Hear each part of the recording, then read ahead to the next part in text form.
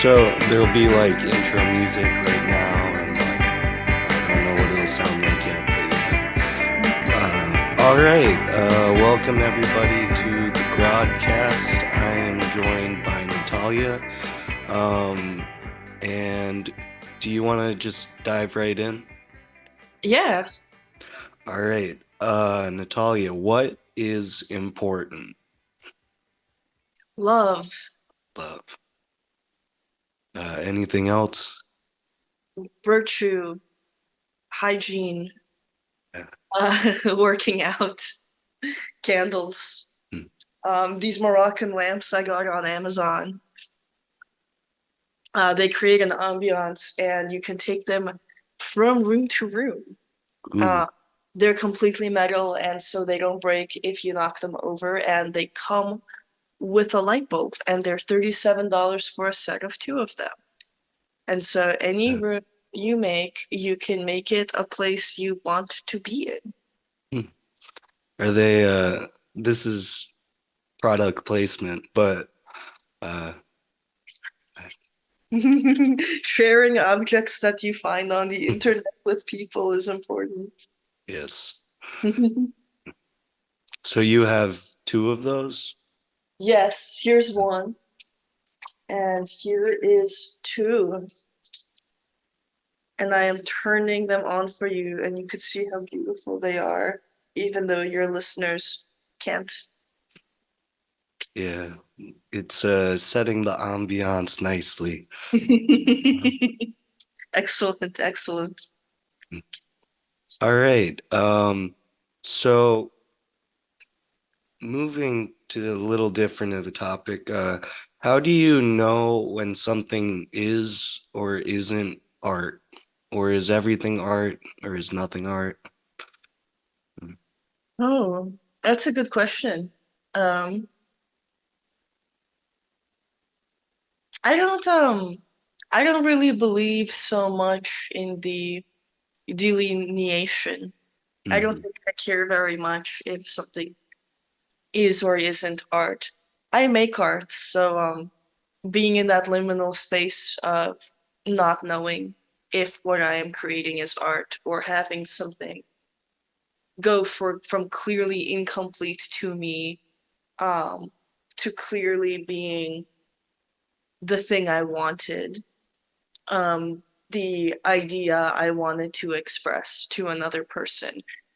Even if a flawed expression is the complete or near complete expression, it's an utterance of something. Um, However, there have been times where I've made stuff and thought it was garbage, and then somebody else really liked it, and it was meaningful to somebody else. And so it didn't meet my own standards, but it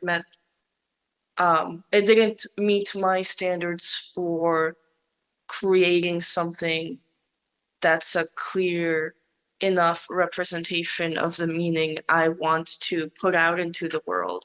But it did meet someone else's standard of having enough in it for them to extract wealth and meaning for themselves. Hmm. Um, Um, so I what? find it a tricky question for me. Yeah. Um, what mediums do you like to make art in? I like watercolor. I like pen. I like acrylic paint. I like playing my guitar. And that one's new. Oh, nice.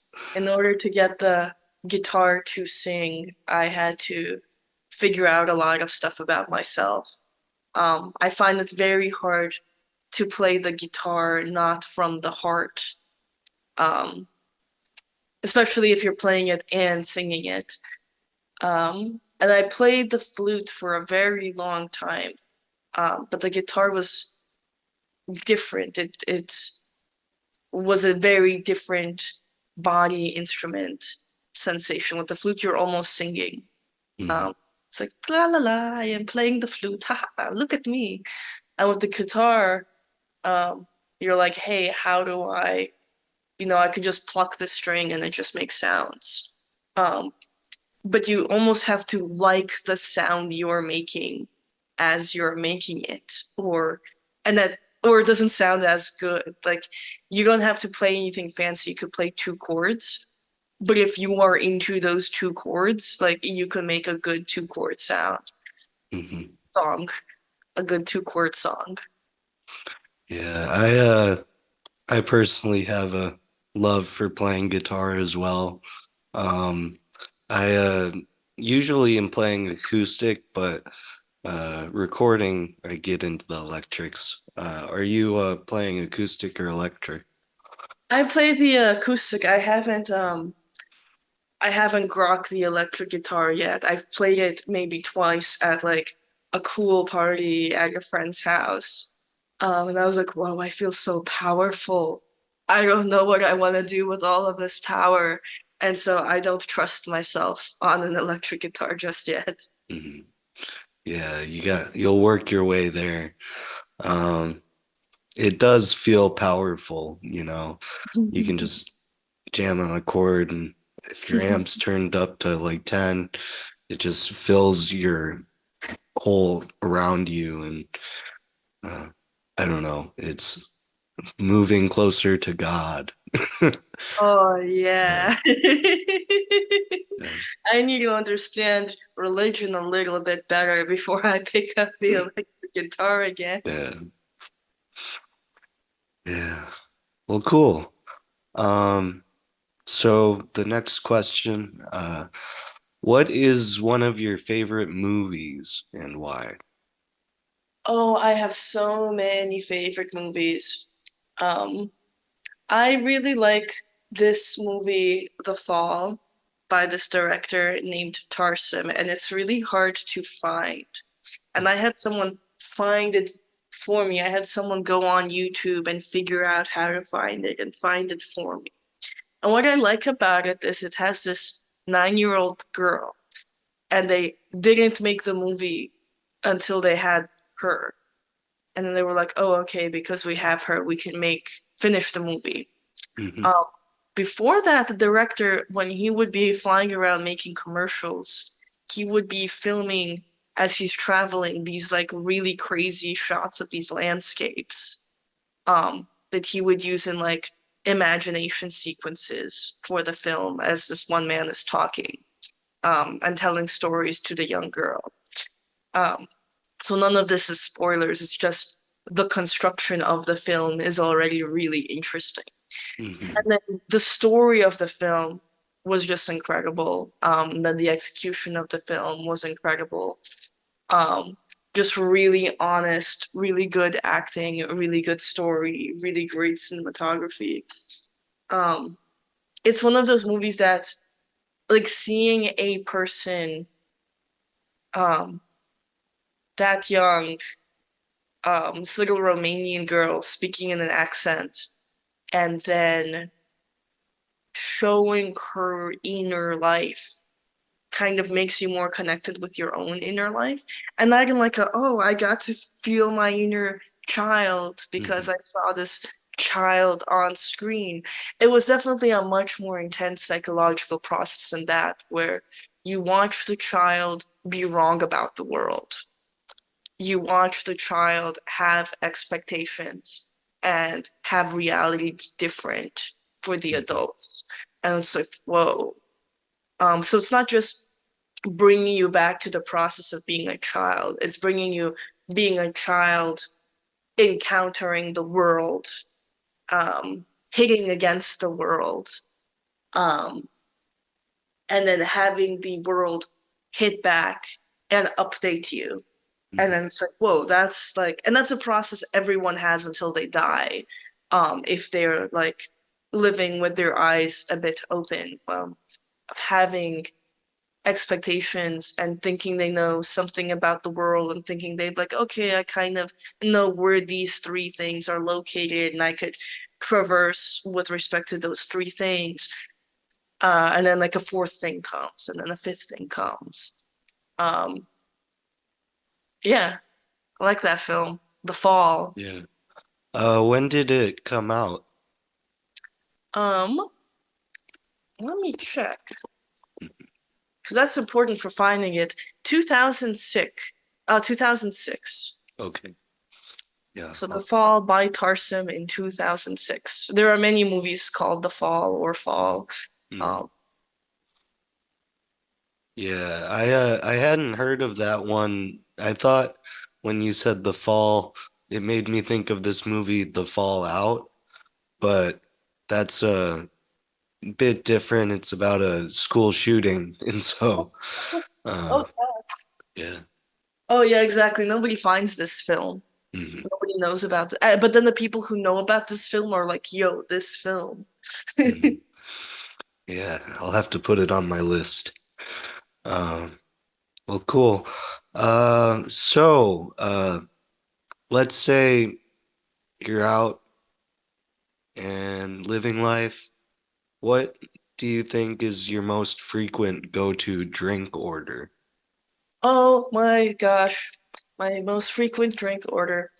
Um, hmm. I have a joke. That's not my joke. It's this wonderful guy, Alon's joke. And it's water is my favorite drink by percentage consumed.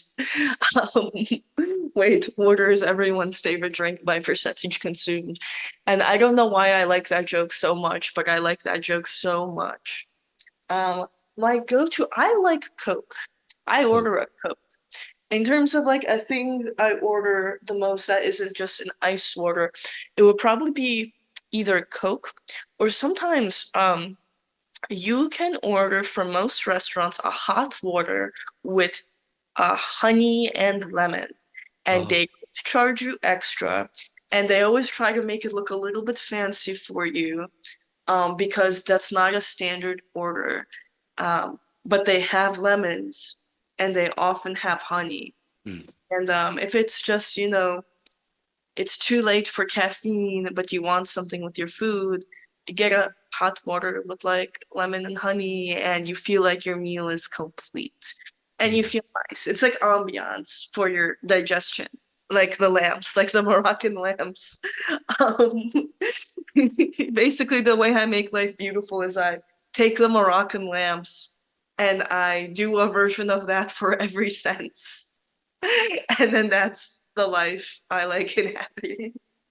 The purest aesthetic that follows you everywhere. It's just cozy. Yeah, Mm. it's like a certain kind of like sweet. If it's a purist, what would the pure elements be? Like sweetness, coziness, relaxation, something that you can invite someone else into, like hospitality. And then it's like Yeah, I could do hospitality for myself, by myself, even if no one's visiting. Interesting. yeah. People like hospitality, and we are people. So, yeah. All right. Um, a little bit darker. Uh, when do you think the world will end, and what does the world end mean? Oh gosh. I don't think about it that often. The world ending. I'm sad about America ending. Hmm. Um, I don't think the world will end for a long time. I think there will always be some people who survive and reproduce, and the world has so many people. Hmm. Bunch of those people are gonna survive. Um, like if one hydrogen bomb gets dropped and there's like a nuclear um feedback loop of a few hydrogen bombs get dropped. By the time it gets dropped in a bunch of cities, probably it'll stop. Probably somebody will stop it. Probably something else will happen. That'll kill a tragic number of people, but that's not going to be all the people. Hmm. Um, it's not all the cities. Um, and then like there might be some pact to let all of the hydrogen bombs disintegrate. And then there just won't be hydrogen bombs for some amount of time, and there'll be like very low motivation to rebuild them. Like 50 years after the great, you know, hydrogen fires, like nobody's gonna want to work in the hydrogen bomb industry because then they can get laid if they're one of those people. Um, I think that a lot of I think that we've made a lot of technological progress over the last many years, and that certain fields have kept being very fast. For example, graphics continues to improve very quickly. Um, Certain computer algorithms improving very quickly. Um, and then certain um, like the decentralized web, the speed of things, and then things like protein synthesis. It's like, oh, new and improving. Well, like a lot, it's like certain things in biology can be made faster and cheaper, which is very exciting. Um,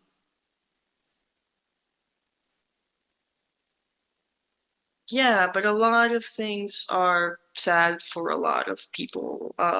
Loneliness, depression, people not feeling like they can find a group to work for, the smart people being really depressed, um, because they don't know what to do with themselves because everything feels wrong and all their friends are depressed too. Um, and so this people living in different realities, people not having something like patriotism or religion or like really, really exciting engineering projects. Um, Hope. or mhm. It's like people having hope Yeah, in whatever gives them that. yeah, where it's like, oh, like if I keep at this for 10 years, a good thing will happen to me, my friends, and my family. And it's like, nope, the financial institution you're working for was full of fraud. You were part of the fraud, and your last 10 years were nothing and possibly evil. And it's like, a lot of people don't want to do that again Yeah. after they've been burned by that more than once. And a lot of people have been burned by stuff like that more than once, where they thought they were doing good, positive, pro-social, ethical work. Um, and then something crumbles or something. Or like if you're working at a store and then it got looted and then it gets looted a bunch of times and then you're confused about um like, hey, does this store just not want to exist Mm. anymore? Do I want to be somewhere else? And the amount of people that want to be somewhere else from where they are, is something I find sad. Do you want to be somewhere else right now? Oh gosh, I want a house. Uh, Mm. I plan to do the tiling in my parents' basement to have a place to put all of my sacred objects so that they don't have to be in a storage unit or move around when I move. So they have like so that they feel safe, in the basement in my parents' house on these like tiles that I'm gonna put down. So it's nice and flat and looks good. Um, I feel really happy with the social networks I've built over the past few years. It would be nice to be physically inhabiting a place for a few years and like really committing to um, having a community there. I have communities in a bunch of different cities, Mhm. but it would be really nice if people could know where I am, and know that if they go there, I'm there. Yeah. Setting roots. Uh, Yeah, I actually don't know where you are right now, but I knew you were in LA, I think, for a bit, New York. Um, I've just been in the Bay Area, so yeah, Yeah, I know where you are. That's been exciting yeah. for me. Mm.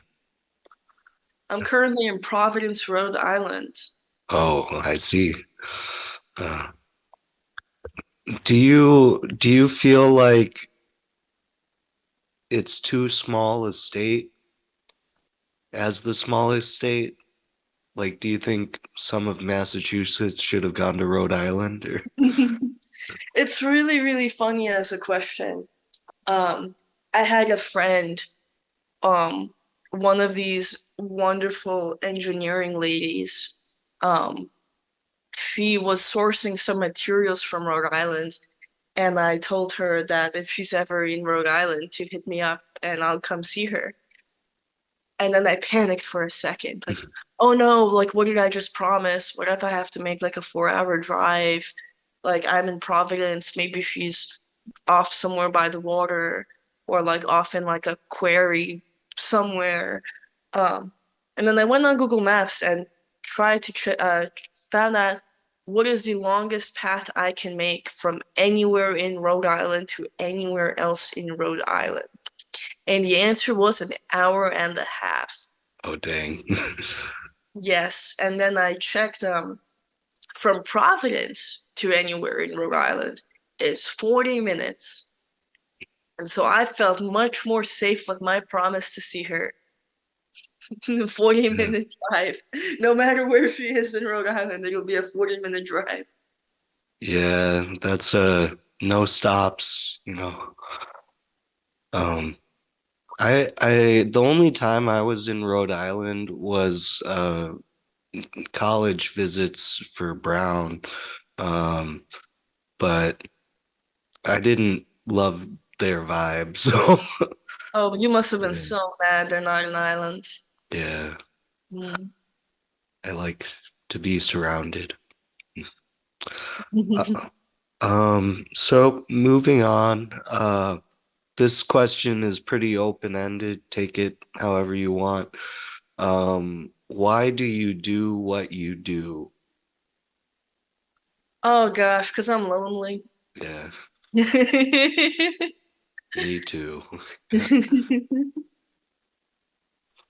uh, I'm lonely, wanting to, having a belief that I could be less lonely in this lifetime by trying to do some good work, trying to find my people, trying to take care of my people, trying to be not super selective about the concept of my people and Mhm.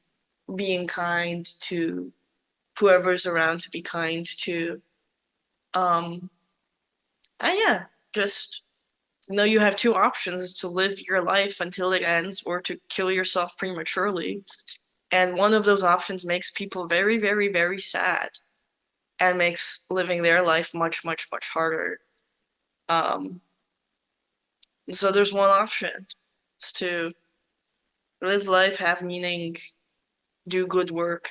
I have this anecdote in my head that even if you completely fuck up, like, you know, get drunk or like do a fuck ton of cocaine and then like light a bunch of candles in your house and then like the curtains catch fire and you accidentally kill your entire family and the party you were throwing, the cocaine party you were throwing, and then just like all your loved ones and your friends die.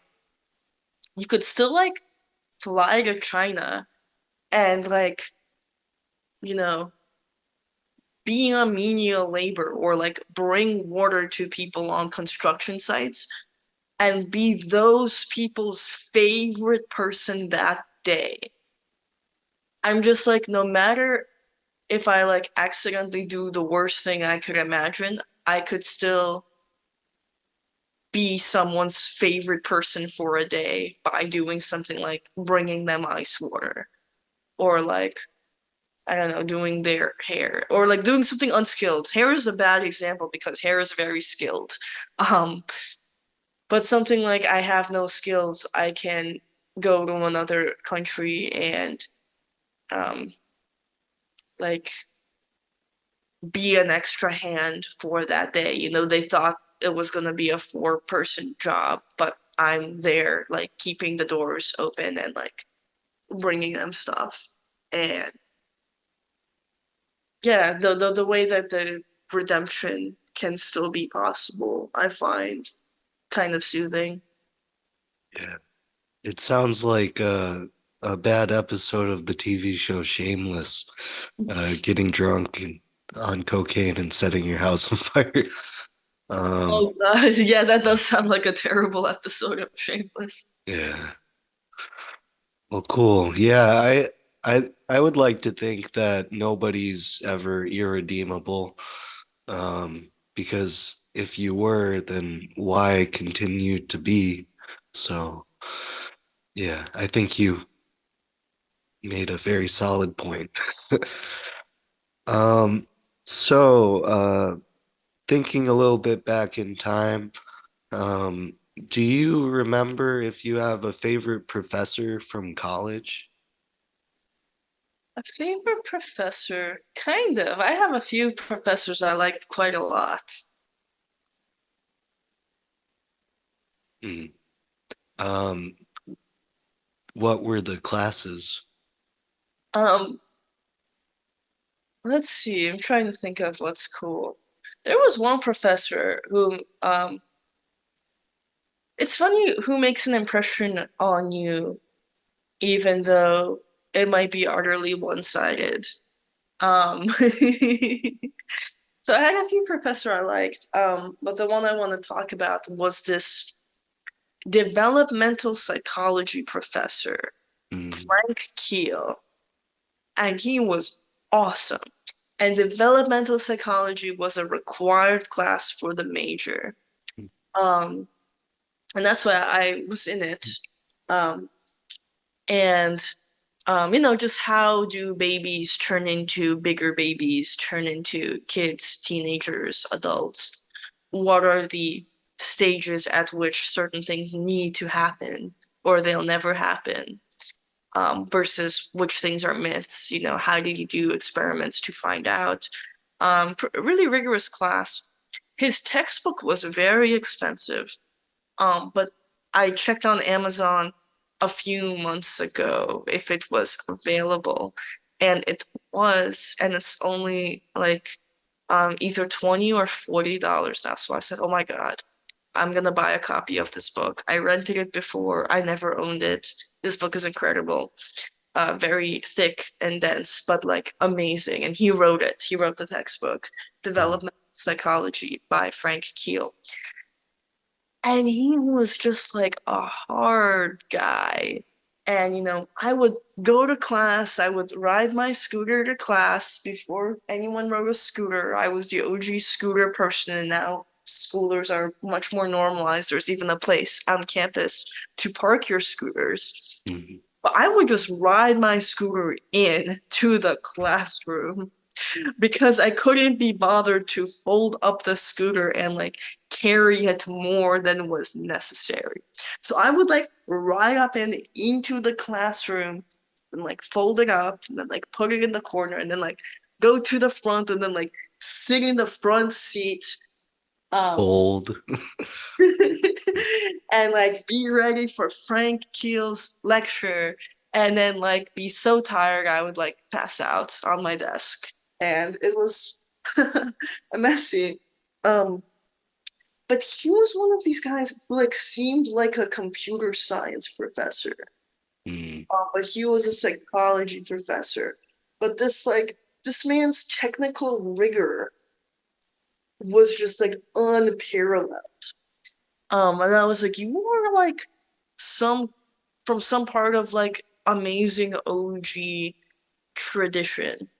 Um, I love that guy. He has no idea, I think, any of these things. He has no idea. I was like not a great student in his class. Um, or like utterly unexceptional. Mm. Um, but I remember him.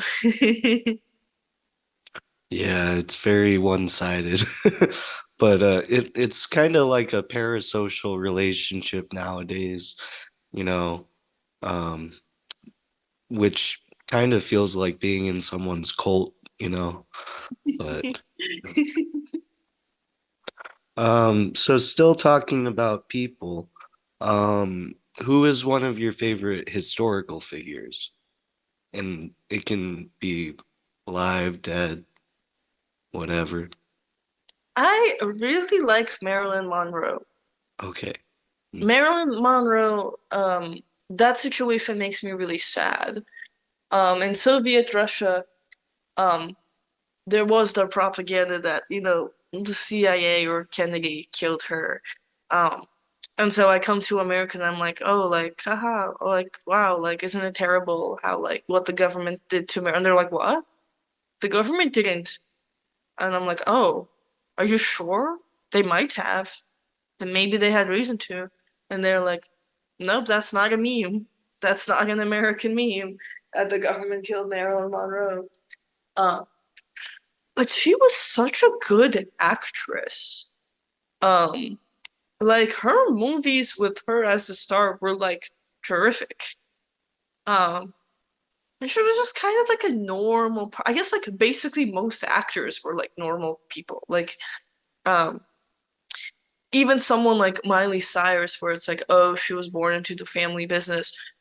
What family business? Like, you look up her dad, and like, cool, he was like a musician and a performer. But he wasn't like huge. He was like also just a guy, and like he Yeah. didn't come from a performance family. He was just a guy. Um, yeah. And it's like, oh, like all of these people are just like super normal people who have like superhuman ability at their craft. And it's like, whoa. Um, yeah. So Marilyn Monroe is cool. I like her. I do like Miley Cyrus too. I think there was absolutely zero reason for her to be on Hannah Montana and then become a pop star. I think that's really, really hilarious. Mm. I think there were so many trajectories in which she became an actress or like, stayed really, really underground for a long time.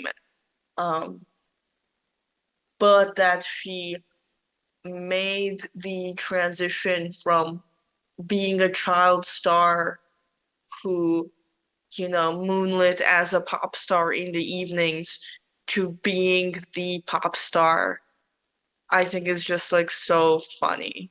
Mhm. What if I just become the thing I was supposed to be in the TV show?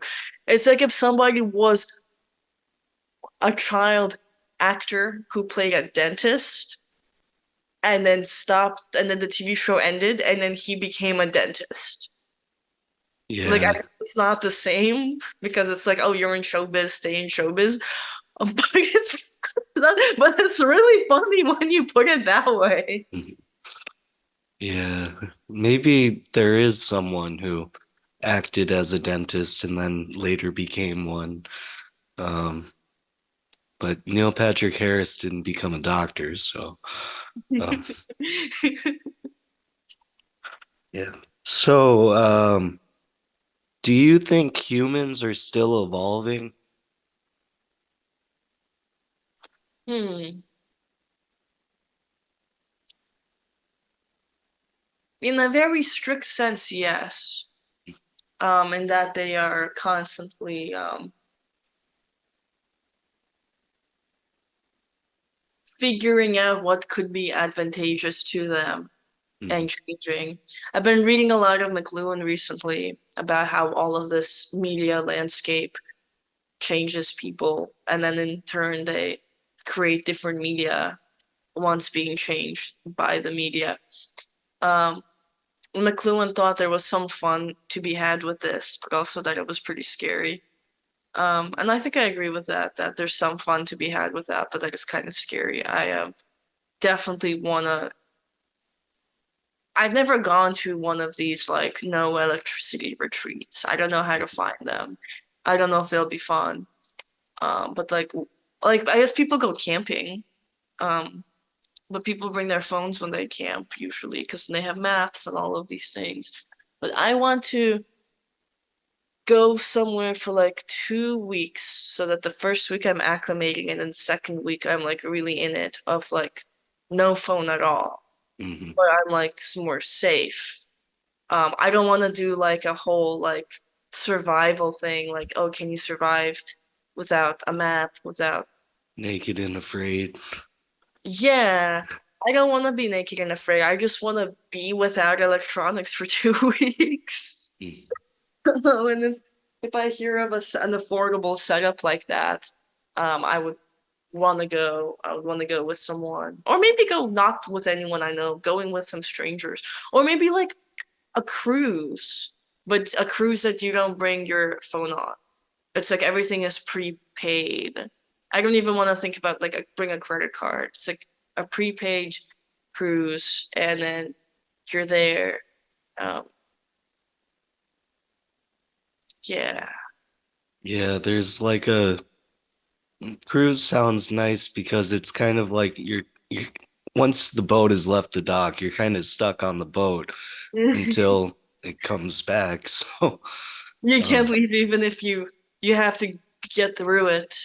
yeah, I guess you could like helicopter off the boat, but that seems excessive. Yeah.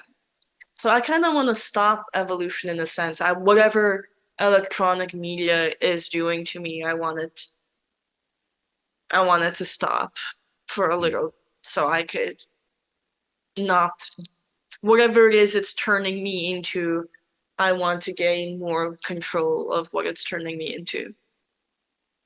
Yes. I uh I feel like I would have a hard time without my phone. Um, but I I think it's probably good for you to detox. Yeah. I checked like my phone usage daily hours thing like last week, and like one day I was on it for like 16 hours. Um, but I guess it counts when I'm like listening to music on it too. So Oh yeah, if it counts that, then your stats are not so bad. I yeah. just sent a meme to a group chat the other day. To become who you want to be, you must sacrifice 15 hours, 34 minutes screen time. Yeah. I'm not ready. Um, well, cool. So going connected to the first question, what is not important? Uh, trivial shit. Mhm. It's gonna respond as a tautology. Mhm. Um, what's not important? Um, it's a good question. Um,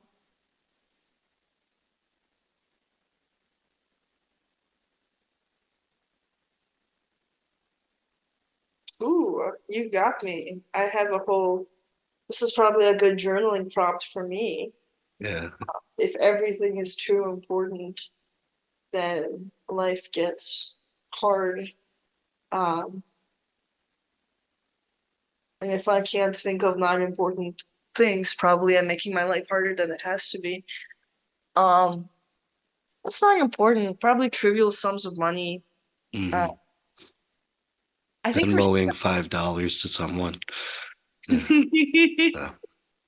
I think I think probably the thing I think is not so important that other people might think is a bit more important is trivial disrespect, where a lot of people are can be like, "Oh, it's important. Oh, like you disrespected me," or like, "Oh, you did this thing which shows that you might have disrespected me." Um, I think that's overrated. Um, not to say that like respect is overrated, um,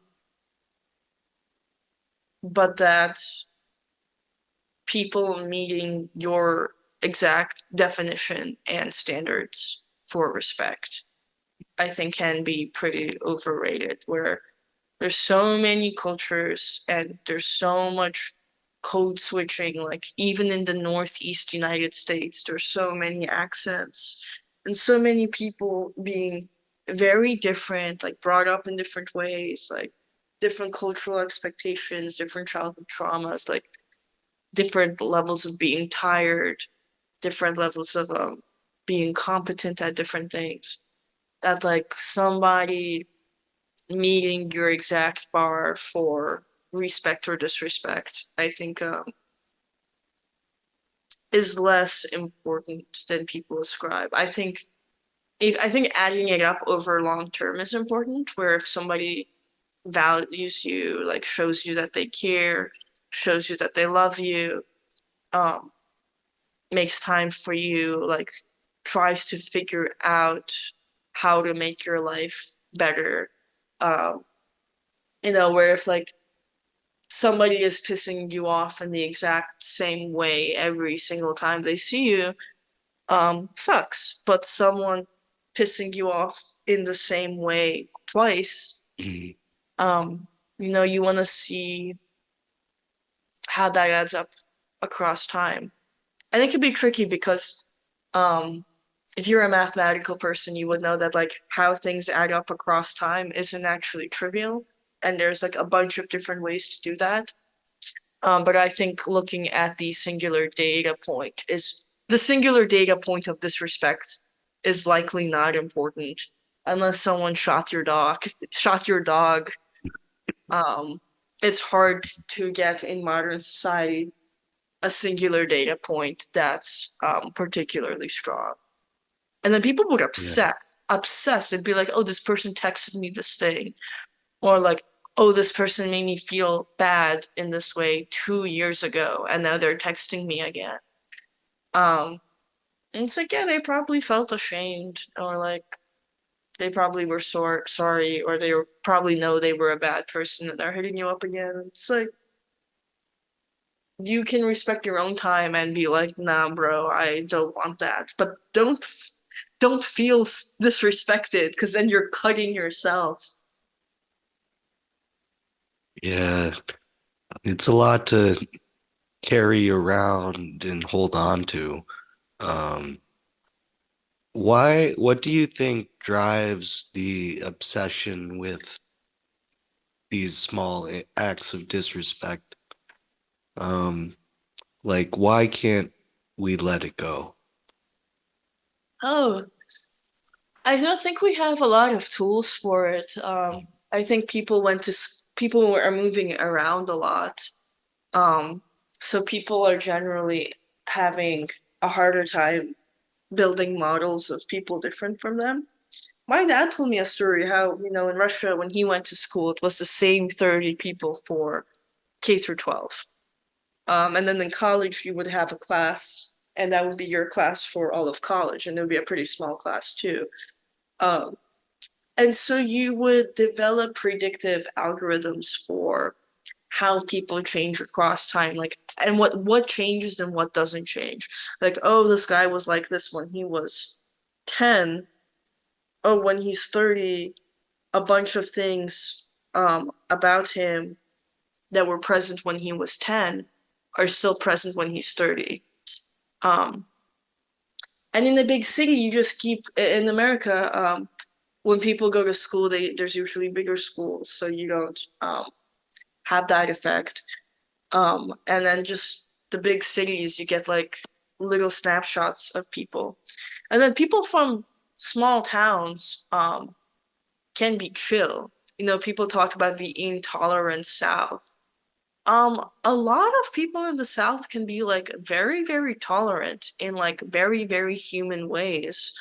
And Parker's like, yeah, you're from a small town, you see a person across their life cycle. Um, and then when they see you, they see that you're different.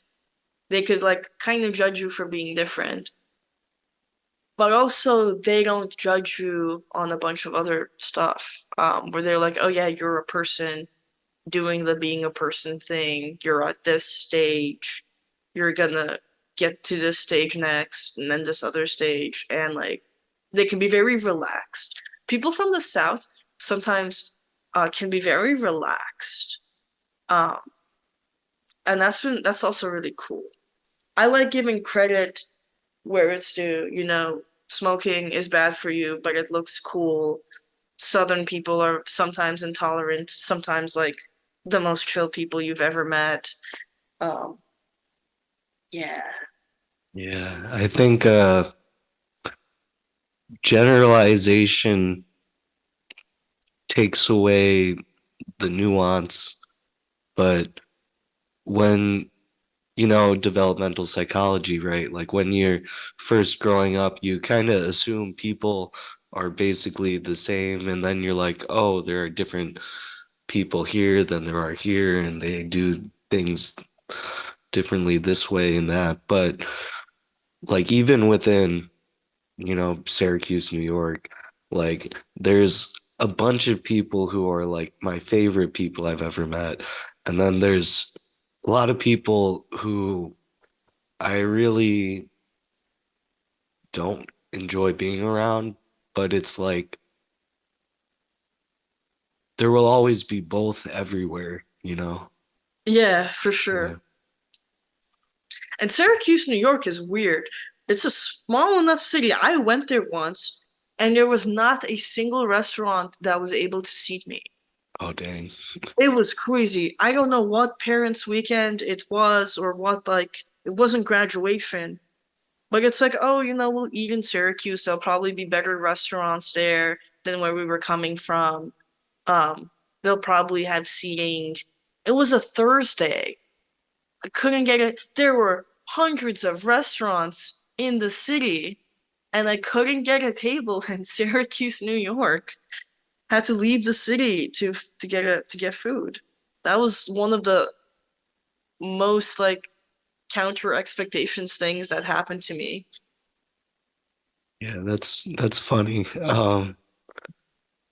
I I try to go back twice a year, but my folks are still there, but they might move further south once they're like retired.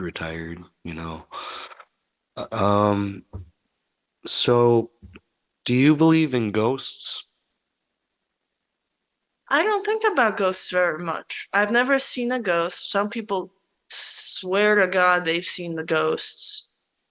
And I don't like to tell them that they're wrong, but I've never seen one and never gave it too much thought. So let's say if ghosts are real and you had to haunt somebody when you die, who would you choose to haunt? Uh, oh gosh.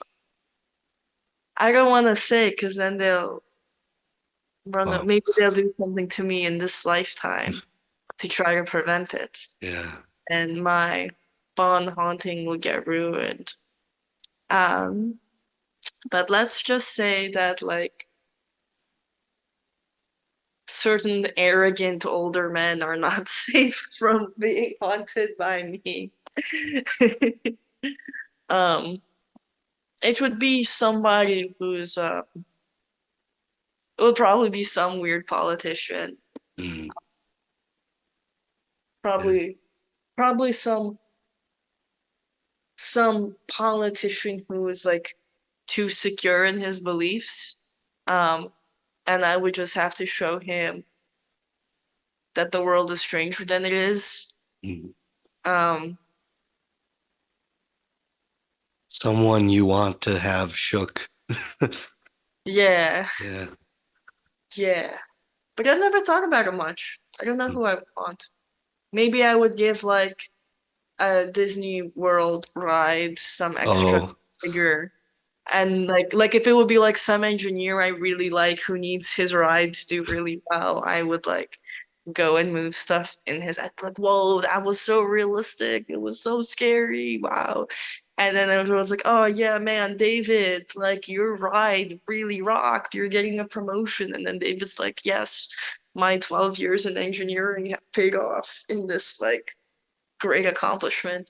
yeah, I know how it feels, the years and years of engineering leading up to something. So that's cool. You would do a good deed as a ghost. Uh, cool. So this is our last question. Um, what advice would you give yourself at age 18, and do you think you would take the advice? That's a good question. Um, I wrote a little book of advice to like Yale freshmen that I've never published that maybe Mhm. I'll show you. Maybe you will like it. Yes, Uh, I was that Yale freshman once upon a time. So yeah. um, what advice would I give myself? I've had a lot of advice. I've taken it. One piece of advice I was given back then that I was took too seriously was that all the muscle you put on before age 25, you just keep forever. You don't like lose. When Mm. you like, get sick or like lose weight, like that muscle is like your foundational muscle that like you don't lose. And so I was like, okay, I need to get as jacked as possible by age 25. And then Um, you're good. Like if you're jacked at 25, then you'll be jacked forever. but I think I took that too seriously. I didn't actually get jacked. I got like a little bit jacked, and I do think I kept a lot of it, but I've definitely gotten more jacked after. I definitely did continue to improve since then. But it was too much pressure. Age 18, it probably would have been like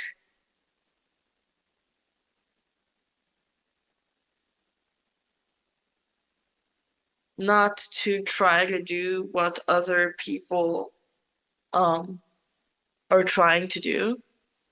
Um, one thing I wrote in my little guide to freshmen, which was a complicated thought, um, was that other people who are doing things and seem to know what they're doing generally have reasons for doing what they're doing that you might not know about.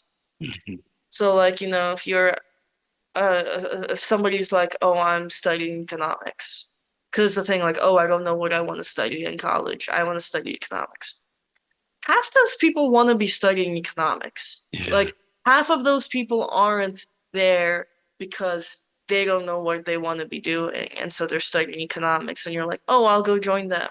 It's like, no, half the people there want to be studying economics, or their parents want them to study economics, or they've like decided they aren't very creative with the arts or like the cello, but economics is something they rock.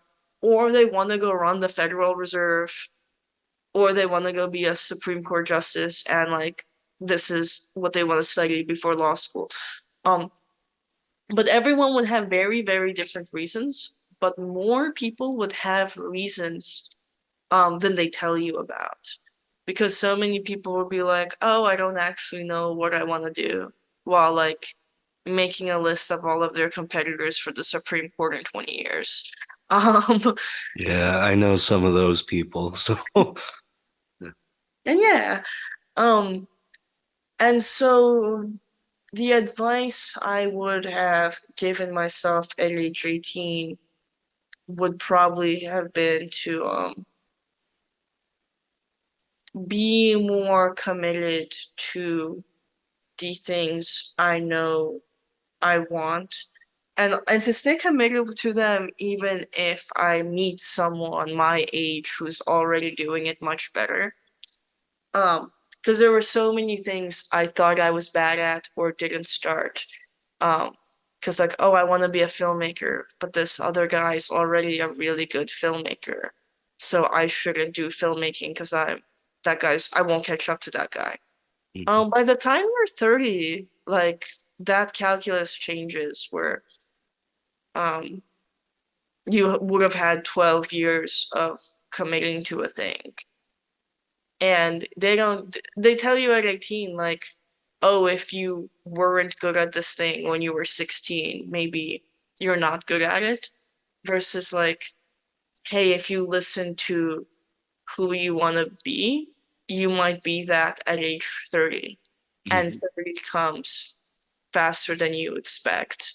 Um, so I would have given myself that advice. Um, the other advice I would have given myself would be to probably to let even major relationships go. Um, where if somebody seems like they're not into having a certain kind of relationship with me, don't chase them. Mhm. Just keep having fun, keep exploring, and keep like being committed to that core um, thing. And then you'll find people who want to be around you.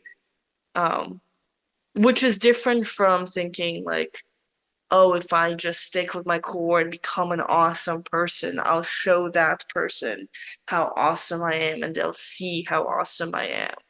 And it's like, no, they'll probably never see it no matter what you do. Um, and like they might hit you up 4 years later and stuff like that just happens. Um, so yeah, I would have told myself to make commitments to people, but if they want to go somewhere else, to let them go, because they have their own journey they need to figure out because they're young too. Um, and then to not be distracted by what other people want, because either other people are distracted or other people know what they want and aren't telling you the reasons, and it's a different thing from what you want. And maybe divergent paths converge eventually. So, Yeah. And it's always so exciting. I've had that happen a million times. The most unpredictable ways. Um, yeah, and we met when you were a freshman. Um, yeah, now, 9 years ago. Yeah. yeah, now I'm on your podcast. That's so exciting. Well, thanks for being here. I really enjoyed this. Um, is there anything you want to plug at the end of this, or Nope, just most? the Yeah. Moroccan lamps, the Moroccan lamps, and watch The Fall 2006 by Tarsem. Yes, on my to-do list. Well, thanks for being here. This was the GRODCAST, and we're out.